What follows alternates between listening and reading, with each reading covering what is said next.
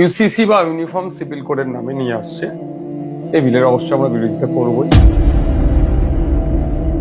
কারণ এক দেশ এক আইন স্লোগান যেটা তুললেও এই দেশে ভিন্ন মতের, ভিন্ন জাতের, ভিন্ন বর্ণের, ভিন্ন সমাজের, ভিন্ন ভাষার মানুষ বসবাস করে। এই দেশে একটা ঐতিহ্য।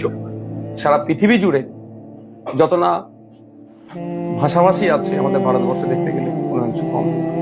যে চাপিয়ে দেওয়ার যে সংখ্যাগরিষ্ঠতার সুযোগ নিয়ে, মানে সংখ্যাগরিষ্ঠ গণতন্ত্রের আস্ফলন কোনোভাবেই মেনে নেওয়া যায় না। অবশ্যই আমরা বিরোধিতা করব,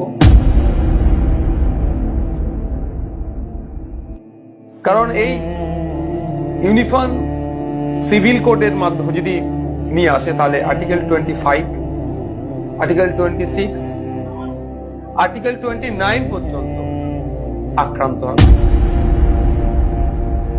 শুধু তাই নয়, বিভিন্ন ধর্মের, বিভিন্ন বর্ণের মানুষের আলাদা আলাদা যে রিলিজিয়াস যে ধর্মকর্ম করা থেকে শুরু করে ধর্মীয় যে অনুশাসন, সেখানে অনেকটাই ব্যাঘাত হবে। ভারতবর্ষ একটা ধর্মনিরপেক্ষ রাষ্ট্র। এই রাষ্ট্রের প্রত্যেকটা জনগণের নিজস্ব মতামত রাখার জায়গা আছে। এই রাষ্ট্র একটা মহান সংবিধান আমাদের উপহার দিয়েছে। সেই সংবিধানের বলে কেউ যদি ধর্ম নাম পালন করতে চায়, সেও মাথা তুলে বাঁচতে পারবে।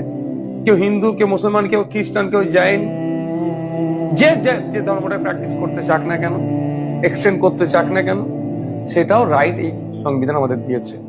কিন্তু সেটাকে যারা ভায়োলেট করতে চাইছে তাদের বিরুদ্ধে আমাদের গণতন্ত্র রক্ষার লড়াই গণতান্ত্রিক